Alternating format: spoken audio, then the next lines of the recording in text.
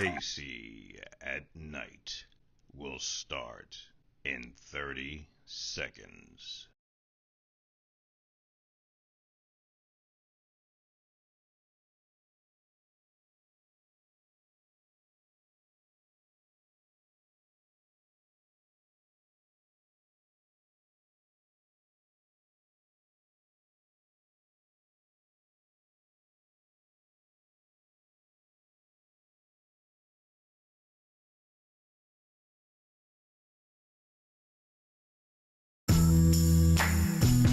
And now, introducing Casey Carter.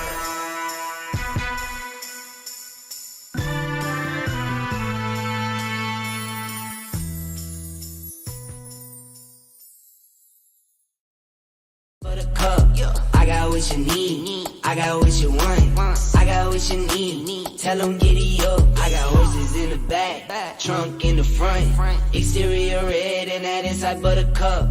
I got what you need, I got what you want, I got what you need, tell them giddy up. Ladies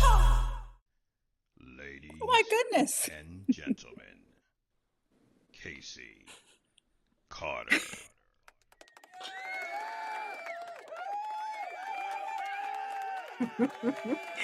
Hey, welcome to Wednesday.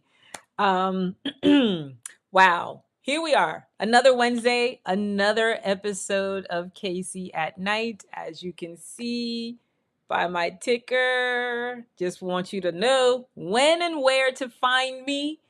And I did something different today. I added my second Twitter account. So we're gonna see how this goes. We're gonna see how this all comes together. But today is a very special Wednesday. Um, it's the last Wednesday of the month. It's the last Wednesday in Women's History Month.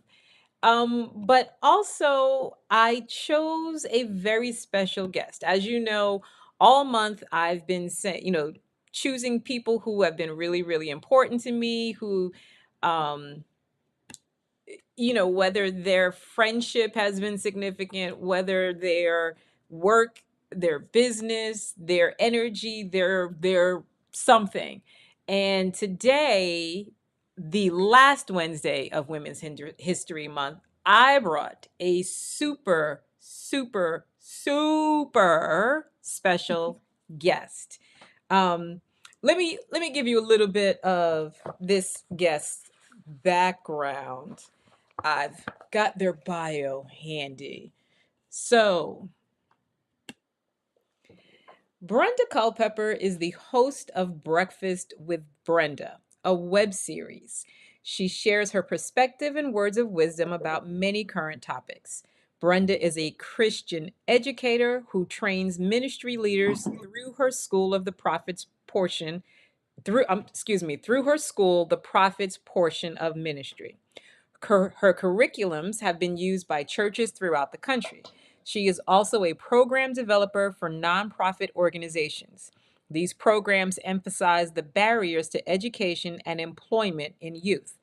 Brenda's signature program, Young Parents Speaks, garnered many awards and accolades.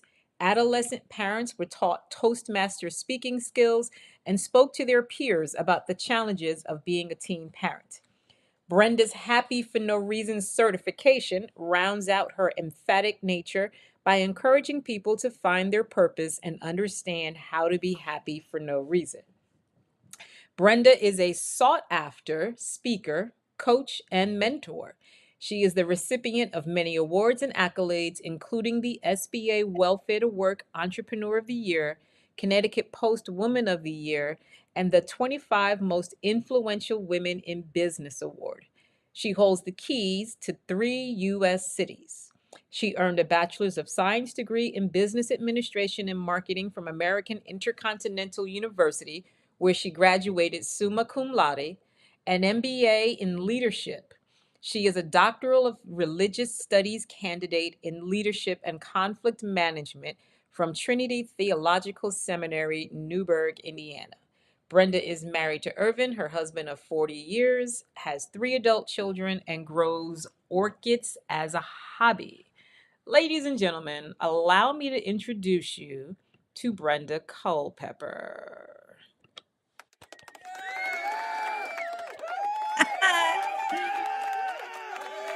Okay, so as you all can see, she's got that orchid in the background, but she's also got a copy of a book she co-authored with yours truly. Um, yes, this is the book. You can't get a racehorse out of a mule and other stuff my mama said. And that being said, that's my mama. Hey. Hey, So, Brenda Culpepper, thank you for ma'am. thank you for being on the show. Absolutely. Yes, it's a little daunting, okay? Oh my goodness. Here we go. Okay. So, allow me to tell you, Brenda's a drama queen. This is going to be She good. is.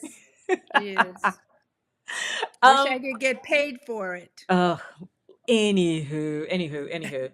So, you and I have been working on this book for, I don't know, a bajillion years, both individually, collectively. And last year it finally came together. And just for the audience, the book is significant to the extent that it gives you a glimpse of who the person is that helped to mold, cultivate, and shape who I am as Casey Carter. And so, Brenda, if you would, there's a couple of passages from the book that I wanted to read, starting with just the introduction alone. But kind of give us your inspiration for you in this book in the background. Oh my goodness. The prop. Oh my goodness. So kind of give us a little bit of the inspiration for you from your perspective for why this book had to come together. Well, as you know, I'm always blathering with women, especially younger women, trying to make them understand who they are and what their purpose is. And a lot of times they get stuck on stupid because they align themselves with less than themselves. If you see yourself as a racehorse, you're not going to fool around with a mule. And that was basically the basis for the concept of the book. Let's take all of the quips that we've heard about, the things that mama said, the things that I have poured into you all your life that you can quote. And this one, you can't get a racehorse out of a mule. People don't even know, well, what does that really mean? It means that if you understand just how racehorses are bred, you would know the concept of the book. I hope that answers the question. Yes, it starts us on this journey of the significance. Wait, hold on a second. I just realized I didn't plug in my microphone. I know you can hear me, but I didn't plug in the good mic. Oh, okay. Oh, come on. Okay. So the significance of the parent-child relationship, the things that are said, the things that are done, and how those influence who we are and who we develop into. This is what this book is for me. It is just a peek into how it is that Casey is comfortable being Casey. How is it that Mm, Casey um, is confident? Why, and that's not to say that I didn't have my fair share of messy relationships, but how I managed to survive those relationships, whether it was romantic, whether it was friend, family, you have to sort of have a foundation to build upon and be able to speak from confidence, speak with confidence about various topics. And if you will, read for us that first paragraph, that introduction into the book. Okay. There are hundreds of books giving advice from mothers to their daughters. They speak about various topics, including how to raise children, lessons about life, or how to pick a man. Most of them are born from the experience that mothers have gone through throughout their lifetimes. She wants to share her low moments, victories, and triumphs. She wants to share her experiences with her daughter. Often, these experiences are generational, handed down from one mama to the next. In today's current environment, social media can influence our daughters greatly. This is why this book is so important. What mama said should be the first line of defense. Yes, ma'am. And I recognize that not all of us grow up with our mom. Some of us grow up with our auntie, our big mama, um, with someone, our sibling, our older sister, our cousin. We grow up with someone who sets us on this path, um, down the road to hopefully greatness. And again, like I said, a lot of what they say influences who you are and how you move forward. And I've heard a lot of times, hey, Kelly, I've heard a lot of times you talk about, just not wanting to be a silly girl, not wanting to, or the fact that you were naive Stupid. sexually. Okay. I didn't want to use that word, but You can use it. Doesn't offend me. I I know it's Speak truth to power. you you you have it all up in the book. So yeah, I know. Yes. um but I appreciate that because at a very young age you started talking to me about sex. Very young age. And at a Sorry. very young age I had to call body parts what they were. And my, say hi to Kelly, Brenda. Hi, Kelly. Kelly, that's my mom. If you didn't catch that, that's my mom, y'all. And who Uh, is Kelly? Kelly is a longtime fan of Casey at Night. So, Yay, me too. so I I want to jump into the quips, as you call them, That's what they and are. Mhm. some of the stories that that are Brenda Culpepper and the Brenda Culpepper experience. And let me see. I have to be honest. I didn't line them up right, so give me a second to find the right one. I think this is the right one first. Hold on. A liar is a thief. So a liar is a thief, and what it says in the book about a liar is he steals the truth. So tell the truth no matter the cost. Never trust a man who doesn't tell the truth.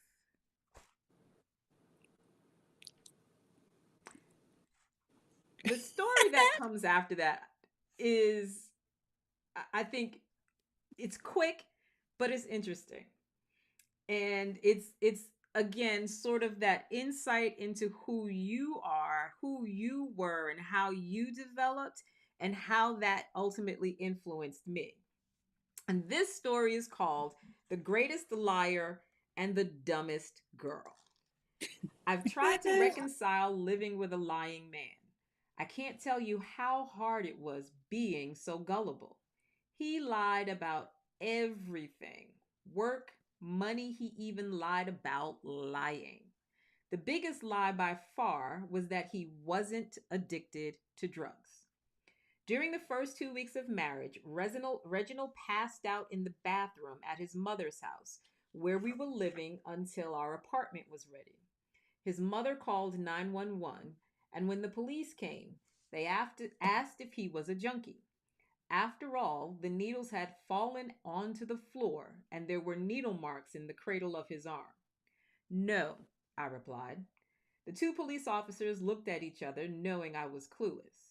We then took a harrowing ambulance ride to the hospital, where he swore that he would never do drugs again and that he had it under control. Hence began a 3-year journey through hell and back. His drug addiction was like a voracious fire, consuming everything in its path. But it all began with a lie. It ended with one, too. I could no longer lie to myself. I didn't have enough love to change or save him. The monkey on his back had a greater stronghold than the love did. Tell Duh. us a little bit about that experience. How you found yourself with someone like that and how you stayed there knowing or seeing what your eyes couldn't tell you was a lie. Well, I met him. This is Kimberly's father, by the way. I No, met him, no. Miss Casey's Casey. father.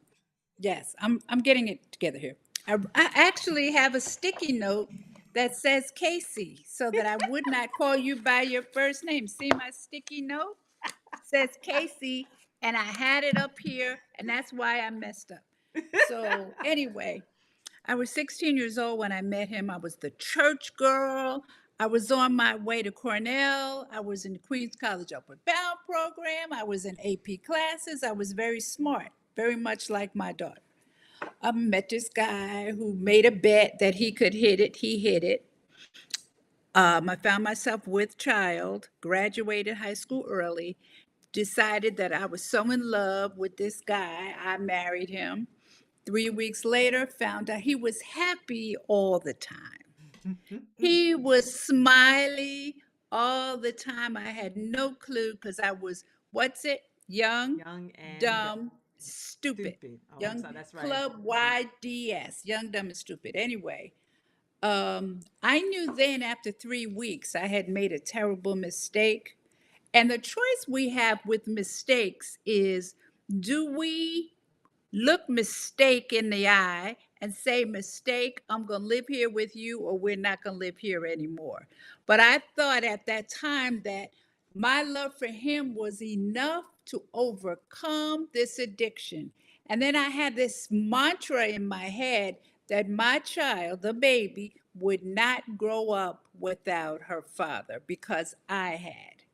So I had this, oh no, Casey gonna know who her daddy is, and we're gonna have mommy, daddy live happily ever after. I don't know how you live happily ever after if you don't have basic things like someplace to live and a way to pay the rent and food and who's gonna buy Pampers, and Pampers weren't there then, diapers, you had wash diapers, blah, blah.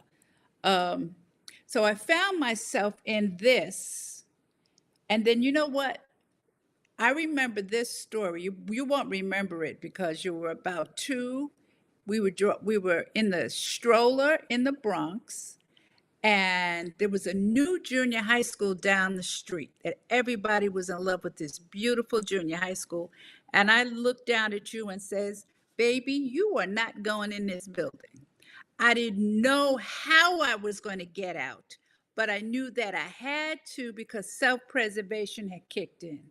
I remember you were 18 months old, and this story's in the book too. 18 months old. We had moved to the Bronx, beautiful 2-bedroom apartment. The worst thing in the world for a junkie is to move him somewhere where drugs were half what they cost in Queens. Okay. Lord. Anyway, I heard the firecrackers. I took my baby to the window. Oh, baby, look, firecrackers in the middle of the day. It was the day before Easter. So it's just coming up on an anniversary this Saturday before Easter. Turns out there was this guy walking down the middle of the street, shooting up a gun in the middle of the street in the middle of the day. So once you trick your mind, it's an onboard computer. It will figure out the way of escape. And that's what happened. And we're here to tell this story. I'm filled with stories. I'm sorry. Yeah, you are filled with stories, facts. That's how we got to the book. Yes. Mm-hmm. Mm-hmm. Mm-hmm. Um, Yeah. so the stories of my father, I will give you credit because a lot of the things that you endured being married to him would have made the average woman bitter and would have um it wouldn't have not been strange for her to talk trash about the man, the junkie. I mean, you've told stories of him against basically selling any and everything, of him of there being a fire in the apartment where he and I were together. You tell stories of having to hide money in the hems of your dresses. um And roll the money up, slide it into him. yeah, so I've heard a lot of these stories, but the one thing I never heard was you trash my father to me. I never heard you say, as I was growing up, never say anything that would make me angry or bitter towards this man. How did you have the wherewithal not to do that in light of all that you went through? It's because it's a personal belief system. I don't believe in ex-wife itis at all, and you know that about me. Because actually, I made a decision to get with him too, just as he did with me. And so for me to poison you would serve no purpose.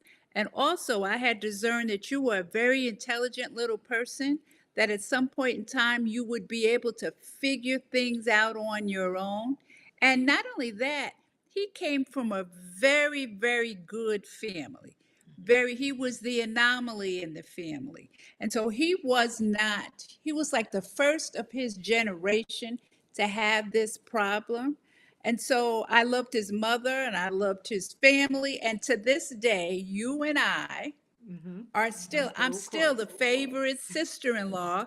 They come and see me, and I sent them all autographed copies of the book. I bit my nails. Are they gonna be offended? And his sister called me and she said, "You told your truth. I appreciate it." And they didn't think that I had bad mouthed him too badly.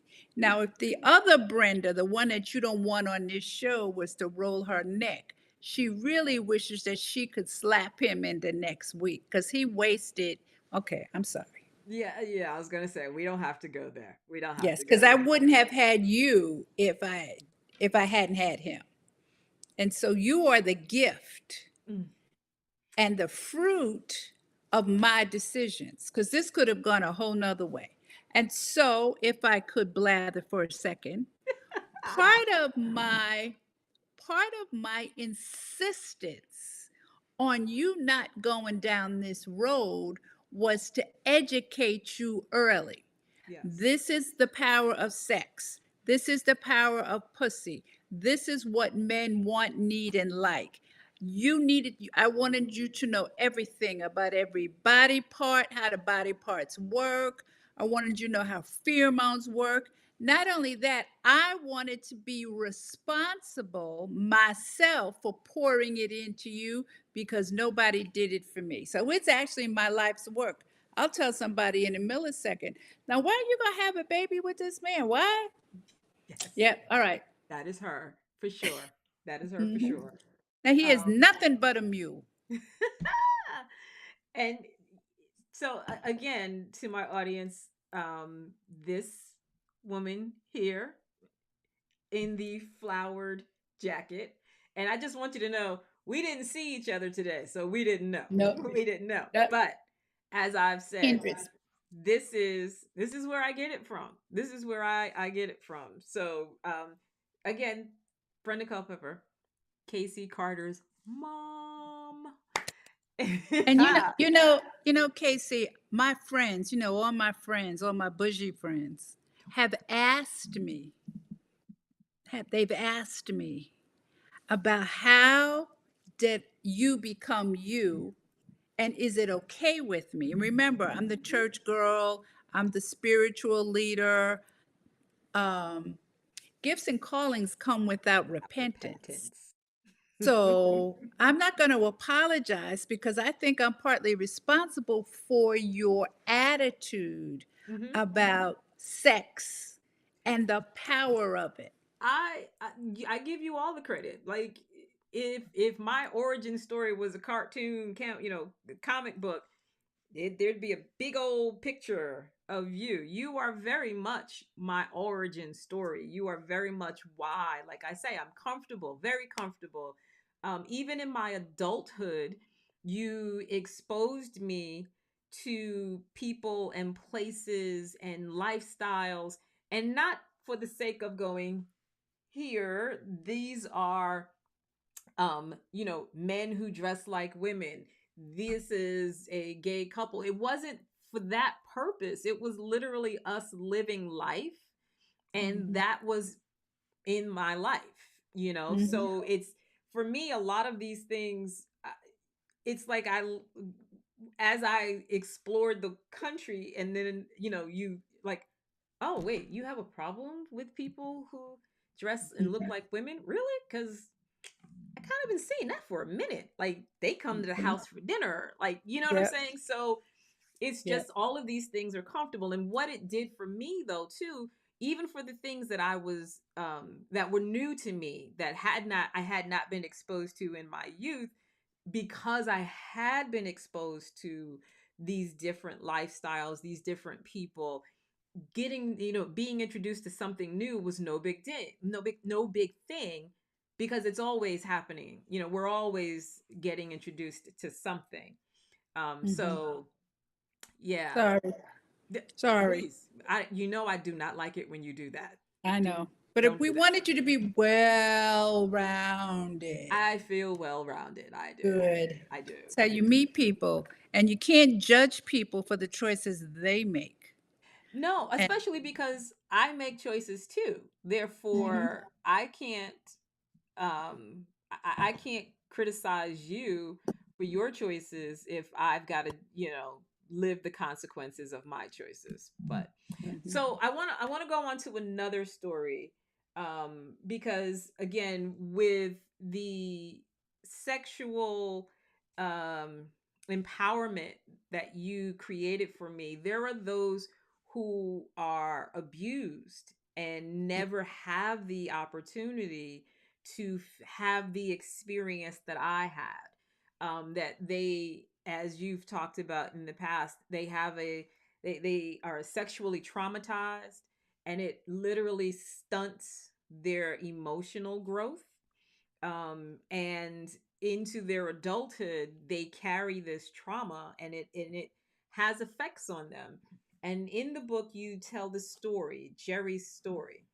mm, And Jerry's story is this: Jerry's uncle was a sexual predator. She was 5 years old when it all began. This went on for 3 years. I've often wondered how her mother didn't know of the abuse. The first time he abused her, she sat on his lap and he rubbed himself against her. It often made her feel good.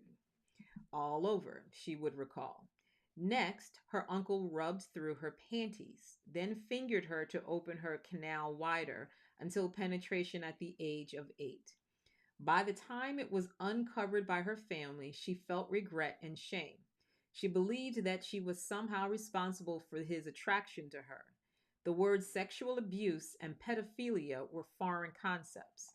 Dear old uncle was arrested, pleaded guilty, was convicted, and given 8 years. Her mother was a pillar in the church and was embarrassed by all of this. Jerry spent a lifetime with low self esteem and issues of promiscuity. By the time we met, 4 decades had passed, and she was harboring a tremendous amount of rage toward this uncle. He had been dead about 20 years after suffering from cancer. I encouraged her to forgive him and forgive herself. I had her write him a letter pouring out her pain and suffering in it. She was to end the letter by saying that she forgave him. Afterward, she addressed the letter, put a stamp on it, put it in a metal bowl, and set it on fire. She broke down into hysterical tears because for the first time in 40 years, she felt relief. It took her a minute, but she began to unravel all that rage. Forgiveness isn't for the other person, it's for us. Mm-hmm. Pretty powerful. It's, when you think about it, a lot of women experience some type of sexual abuse by a relative, and Mm-hmm. they, as Jerry did, they hold on to the shame, the anger, whether it's with themselves, whether it's with the family member who abused them, or whether it's with the family members who blame them for the abuse they Right. suffered. Right. I So, remember like yesterday when she finally, see what happens with trauma. Trauma arrests the soul at the age the trauma begins. So that means that her body language was infantile. She was a whiny, immature, lovely, sweet person. But her soul was so traumatized, her will, her intellect, her emotions, that this was a she had 5 children by 4 different men because she's still looking for love. She was looking for someone who would love her unconditionally until she ran into Brenda. And I told her, "What, I love you unconditionally." Unconditional love or agape love is something that a lot of people don't understand the nature of it. More importantly, you have to love you. And that's even a place that I came to. Do I love Brenda enough to step out of the muck and the mire that I was in? A lot of women, and let me say this, make this great disclaimer. The book, if you were to read it, isn't just written for women, it's written for sons mhm, as well. Is we have a son, we have 3 grandsons. You want to educate them how not to choose a mulette for themselves. But abuse, incest, and let me say this too, if I could, Casey, is there's another whole story about incest. Incest is the secret shame, a story about a father and a daughter, and Casey's very best friend in all the world. And that when we found out about it, we were traumatized. mhm. I don't know where she is today. I've often thought about her, um, and how the family did not rally around her the way I thought that they should have. So these girls, you're all the same age now. I just wonder where she is and what she's up to. And did she have children? And the mother wouldn't press charges against the father. And so the daughter moves out. And so there are unspoken traumas that make women who they are Right. today. Yeah. And it's why, again, I'm so grateful for my experience, because I think so many of us experience trauma and don't, because it doesn't look like that person's trauma. I wasn't traumatized. But sometimes we have been traumatized, and we just don't recognize it. We don't understand why we're, say, reluctant to be alone with a man, or be alone in a room with a lot of men, or be in a room with a lot of men, or why we may bristle and lean back if someone gets too close to us too early in the relationship. I mean, there's a lot of signals that we don't recognize as being a part of trauma, our Mhm. reaction to trauma, and our natural instinct to want to try to protect ourselves. And I found it interesting, the exercise of writing the letter, putting all of the feelings, the hurt, the pain, the emotions in the letter, and to go through the whole process of addressing it and putting a stamp on it as if you could actually send it to this person who had died. You know, Mhm. because I know in this instance it was done that way because she could not actually speak to him. But I think some Mhm. people are so traumatized that they probably couldn't speak to the person even if they were alive. Correct. Correct. They don't know how to, which is part of why I spent 5 years studying conflict because I wanted to understand the nature of conflict.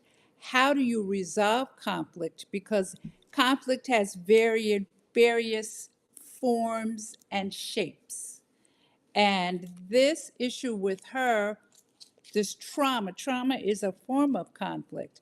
How is it resolved? And a lot of times, forgiveness is very difficult, Casey, for some people. They don't want to forgive because it's a crutch. Yeah. They don't know how freeing I Right. forgive you is. Oh Because yeah. I said those words to your dad. We were visiting you. You had Taylor and Aiden. We went to see Nana Carter, and he Mm-hmm. was barbecuing in the back. Oh And he yeah. said to me, Mm-hmm. I just want to, told me that I grew up to be really cool. That must mean that I wasn't cool when I was his baby mama. But he said, I just want to say I'm sorry for the way things worked out. And I told him I had forgiven him a long time ago because I had my great gift. Uh, Casey, did you see me look? Here's my sticky note. Yeah, let me put it right here so I don't forget. You know, Um, here's what's interesting about what you're talking about in the moment. Um, you know, he and I at some point, I can't even think of how long it had been. Weren't we hadn't talked in decades. mhm, And when I got married, we sort of reconnected because Aunt Sheila and Sharif came to bridal shower, and it allowed us to sort of reconnect. And I mhm, remember having a conversation with him where he wanted to apologize for not being there, for not being around to support me and all of those things. And like it was nothing. My response to him was, is I'm good. There's nothing to apologize for. I lived a very good life. I am not angry with you. um I'm not, it doesn't even cross my mind. And he continued to want to apologize and want to say, oh, I'm so sorry. And I'm like, again, I'm not angry. Like, even though we hadn't talked easy in 20 years, I didn't find there, I genuinely felt no anger towards him. I even went as far as to saying to him, this is not about to be a Jerry Springer moment. I'm not about to, you know, scream on you and tell you what a horrible person you are. I genuinely had a good life. So there's no reason for me to be angry at mhm, you. And, it goes back to what I said a little while ago about you didn't trash him to me. So there was never that seed planted of him being ratchet or a drug addict. Or, I mean, I literally was an adult when I learned all these things about him and was kind of like, wow, like really? Okay, no clue, but okay. And so, again, I'm grateful that you didn't think it necessary to even tell me the stories that are in the book. Like, you know what I'm saying? Like, in because indirectly those stories could have influenced me. But I didn't grow up with hearing these stories about him. The one story you like to tell over and over again is about the bicycle. The bicycle, I don't even remember. And the story about the bicycle is always hysterical to me because you're like, you loved this little bike. You loved this little bike. Your father bought you this bike. You loved the bike. And I'm like, you did. I just remember the bike. I don't know who bought the bike, don't know where the bike came from. I just know the bike showed up and I rode it up and down the block. That's all. But like literally, it is the one story I remember from childhood about my father, about the bike he bought me and how much I loved it. That's because Mike and I bought you this beautiful red bike with the little streamers and little basket. The problem with our bike, it was too big for your little body. And so your father bought you this little green bike that was perfect for your body size. Taught you how to ride the bike, and you rode it up and down the street until you grew out of it. And then you rode the red bike. Sure I did. didn't feel any kind of way about it. Oh, he bought you Do something. something. Yes, he Yep, did. he bought you something. So, He did. But yeah. I will say this about my biological. Um There's from that word. from that moment forward, we were good. I mean, we didn't now become pen pals or have weekly phone calls, but I would get Christmas cards, and I got letters, and we had gone to Nana's house a few times so he could see the kids and see how my son looked just like him. Oh my god. Yeah. Oh my God. And then the most amazing thing happened when he passed, and I learned I had a sister that I didn't know I had.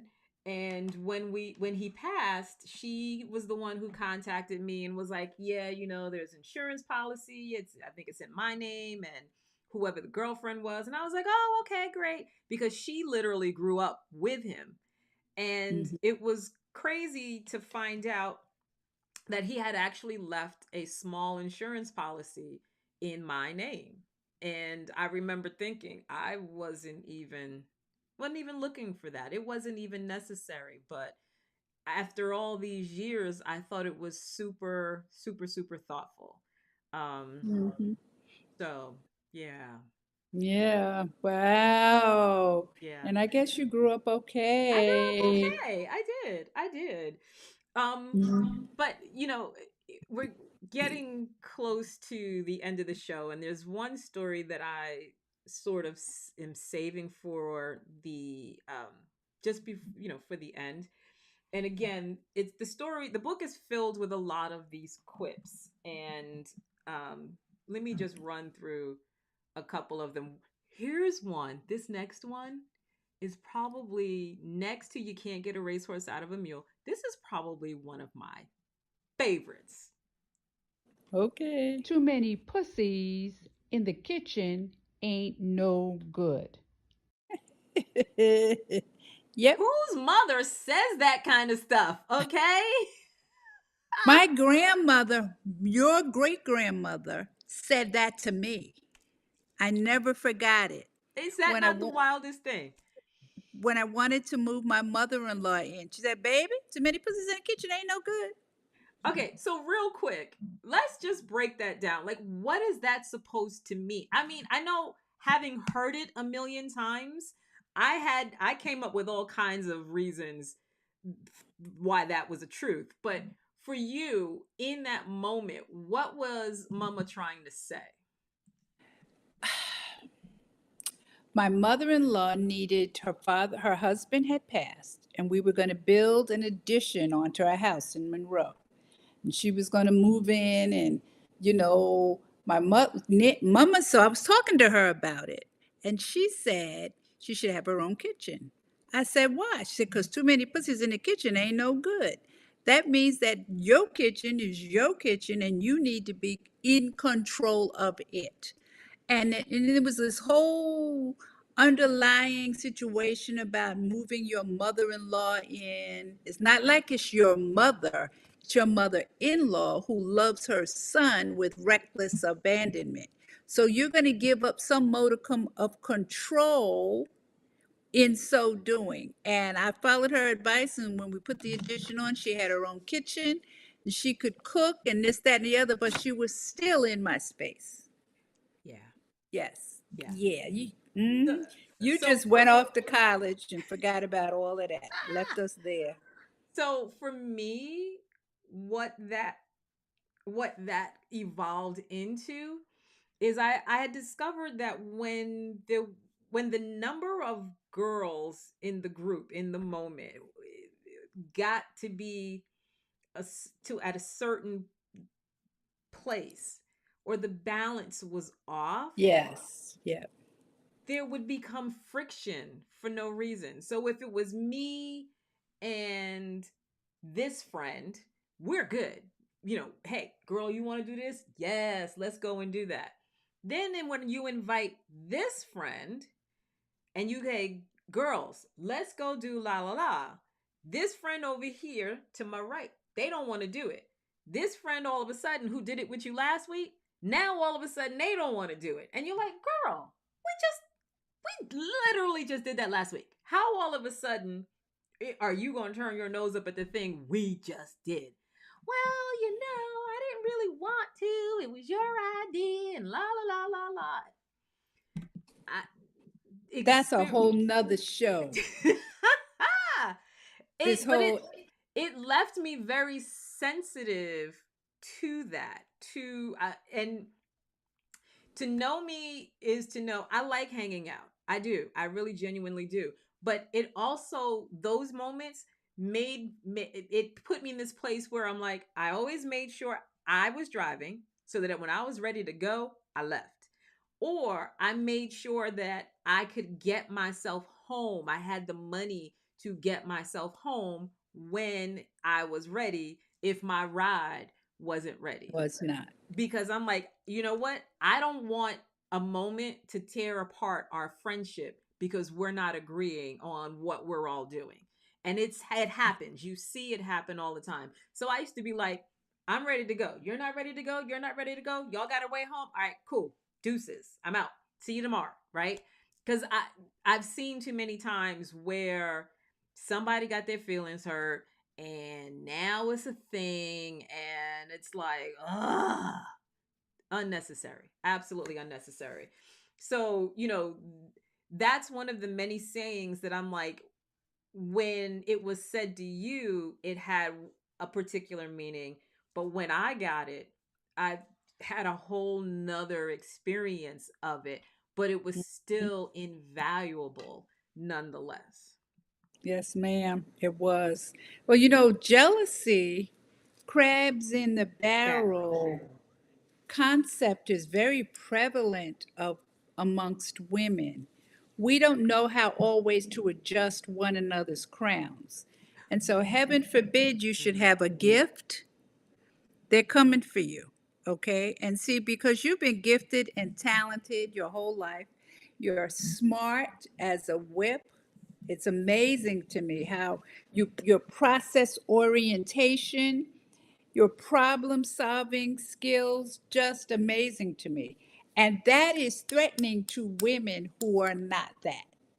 Okay. I'm So, sorry. yeah, Lorenzo and I have conversations about this all the time Go because boys. because I always explain to him, I just am. I'm not, I don't consciously look to be the smartest person in the room or the one with the bright idea or whatever. I just am.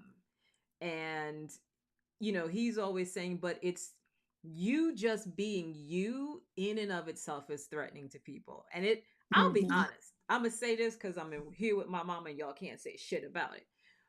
I actually sometimes feel bad. I feel bad Oh, about me yeah, being me. yeah. I sometimes feel bad that I walk in a room and everybody turns their head. And I say this not to be cocky or conceited, but I literally say it to the extent that I've seen someone be the apex in the moment and I walk in and all the attention goes this way and you see the look on their face like, and I'm And all you did was walk in walked the in the room. room. And I'm saying this again, not to be conceited, not to, um, you know, pop my own collar, but to say a lot of us have this experience. A lot of us find themselves inadvertently the center of attention, or we are just by nature very charismatic, and Mhm. therefore people are drawn to us. And it also causes people to hate us. And sometimes the people who are drawn are also the people who hate you. That frenemy. Oh, that's the worst one right there. And we talk That's about in the frenemies. book too. Yeah, we talk Frenemies. about frenemies in the book as well. Hmm. But those were the ones I'm gonna tell you right now. I had more problems with frenemies than with actual enemies.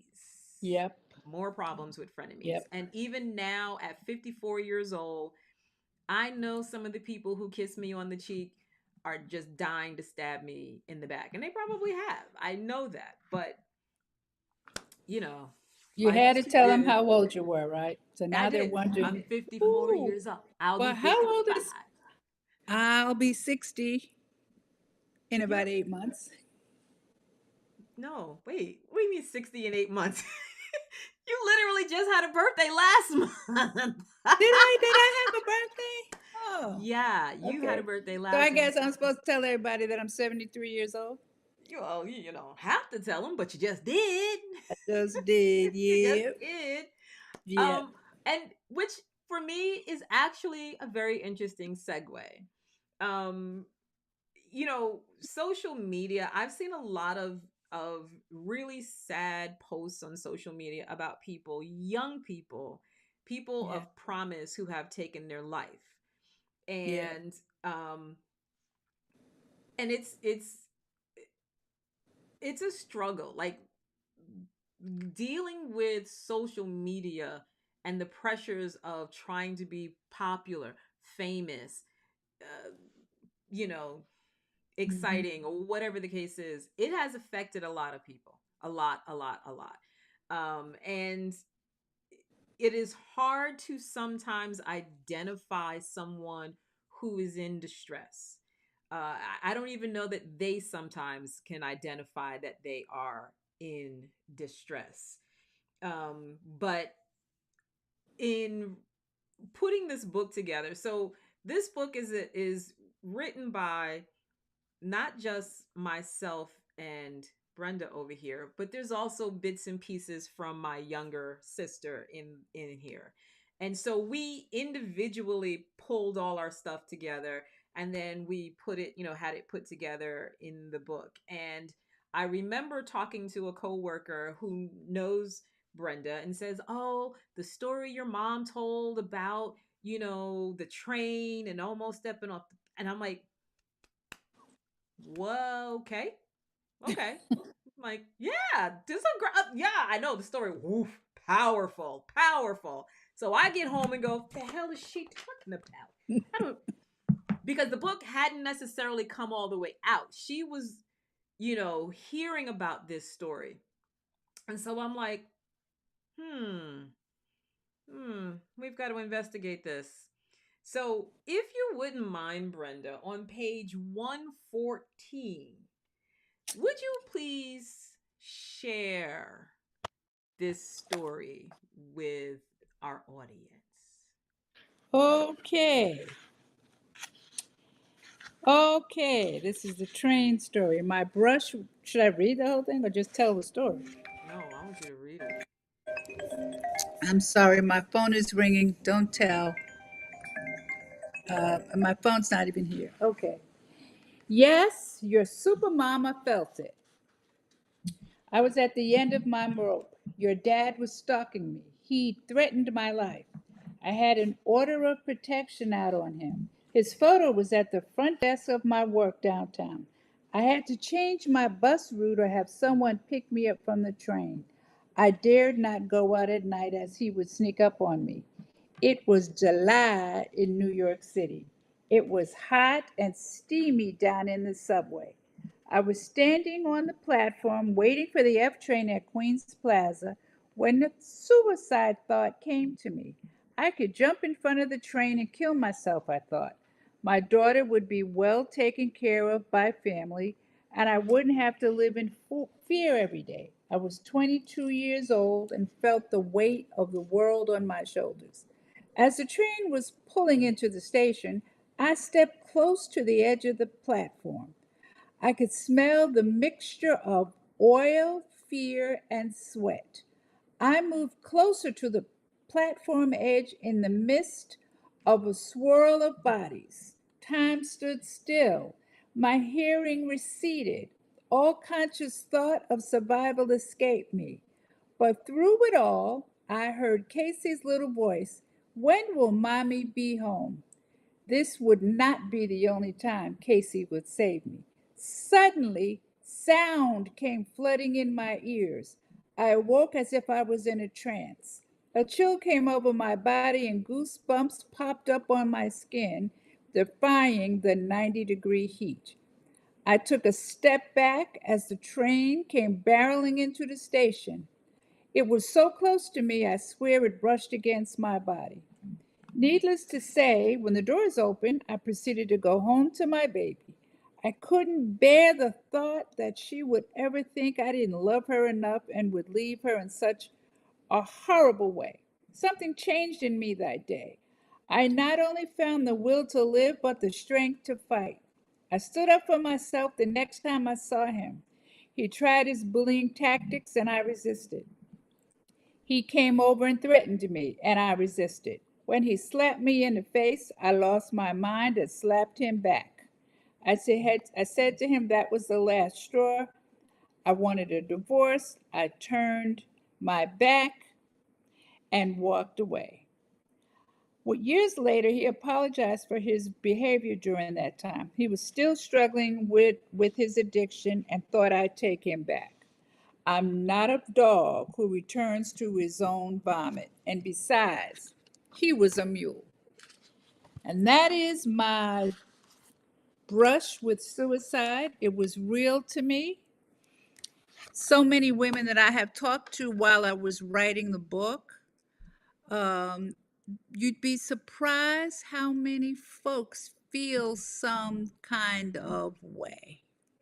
They just can't take it. I would not be that girl. Whew. Yep.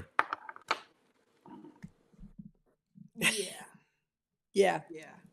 I'm Yeah. going to take another sip of my cranberry juice. Yes, take a sip of cranberry juice. Um, so when I read the story, I had to sort of catch my breath.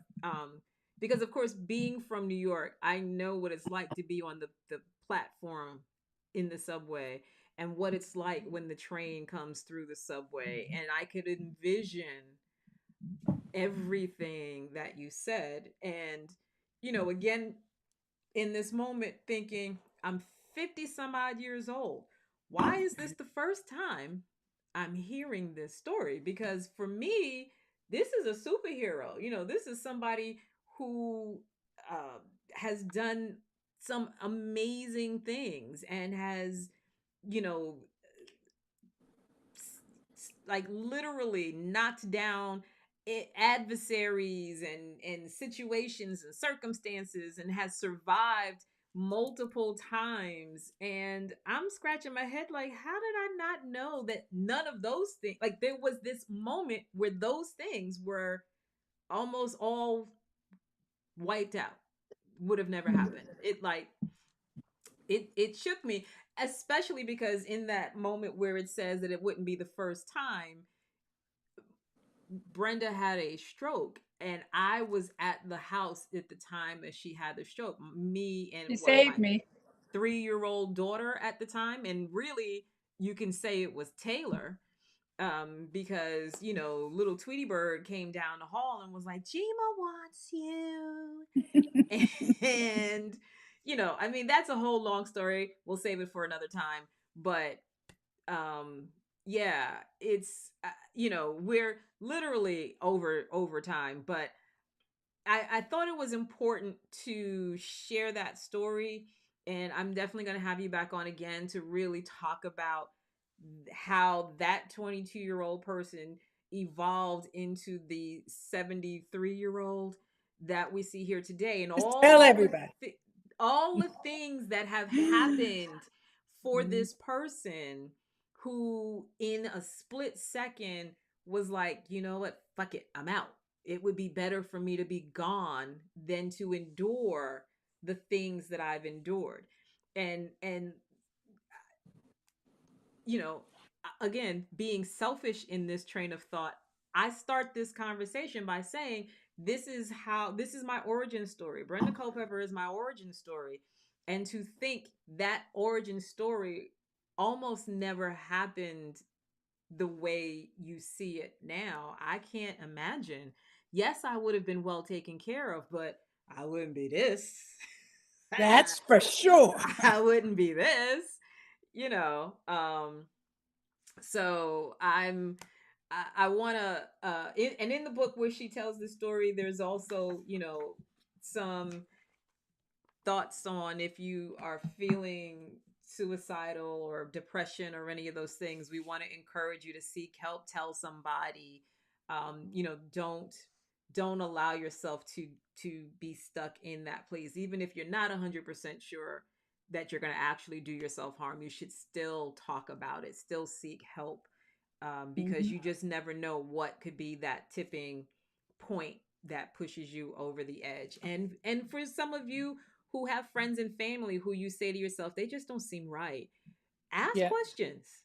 Ask Don't questions. ignore it. Right. Yeah. I mean, if the hairs on the back of your neck are standing up and you're saying to yourself, you know, normally she's a little more excited and whatever, and they don't just, you know, say something, you know, because what you hear after someone takes their life is family and friends who say, well, you know, last time I spoke to Hmm. them, they just Hmm. didn't seem, you know, and they then feel guilt about not Yeah. having said something sooner. So don't be that person, and Yeah. speak up, look after people. If somebody you haven't seen or heard from in a while, make it a point of reaching out to them. Okay. Now, having said that, any last thoughts, Brenda, before we say goodbye? Well, since this is your platform, I just want you to know that I love you with a true and everlasting love. You have been my great joy. All of creation was blessed the moment that you were born. And I'm hoping that you will do far greater works than I have done. Um, and it's been my great privilege to be your mother. How about that? And the grandmother to them babies. Your child can have all my All my royalty. earth. Yes, yes, yes, Every Lord. yes, love There that we go girl with with a that one. passion. I'm Okay. sorry, she's special, and I, I love the voice. oh my goodness. Okay. Mhm. Oh, my Hallelujah. That's business it. in the street. Let me just say this. For those of you like Kelly, for example, who have been fans of Casey at Night, basically since its inception. It's been a long time that I've done the show off and on. And I have avoided allowing myself to share on this level, to expose you to the very private and personal parts of me. But I've contemplated and debated and rolled it around in my mind many times of wanting to share my origin story, wanting to share with you the person who has influenced me the most. And I knew in order to do that, I was going to have to let a little bit of my wall down. Actually, a lot of my wall, let a lot of it down in order to bring you in this close. And I'm definitely going to have Brenda back because I want to talk a little, you know, talk more about those things that have been influential in my life and how they've allowed me to be who I am and why I'm so Mhm. comfortable in my skin. Um, but with that being said, I want to Yeah. thank all of you for joining the show. I want to thank you if this is your first time. Welcome to Casey at Night. If you're Kelly, hey Kelly, or anyone else who has you know, joined, who's always around. And I want to thank you, because it's been a privilege to be here with you, but it's also been a privilege to share this special person with you who, you know, like I said, I don't let folks that close to my private space. This is That's the akin to whole being in my truth. house. You know, you've often heard me say most of my guests are virtual. I rarely let people come here with me in my personal space. And I She wouldn't even let me come today. I wanted to go because she got this whole little studio Oh thing. my She God. wouldn't let me come. I was like, okay. Okay. Didn't hurt my feelings. Anyway. Yeah. All right, y'all. Thank you so much. I will be back live in like 22 minutes. All right, for darling Boo- girl. Bye. Bye now. How do I get out? Just wait a second. Just hold on. I'll Okay. be back All at right. about 22 minutes, 20, I don't know, 21, I don't know, whatever, for BoobTube. Otherwise, come check me out again next week at 7:30. I think next week my guest is Kat Leaks from the Meow University. We're going to be talking about the scavenger hunt that we're going to be doing at Exotica. But again, to all of you, thank you for being here tonight. Thank you for being here every week, for supporting me all these years. And Bye.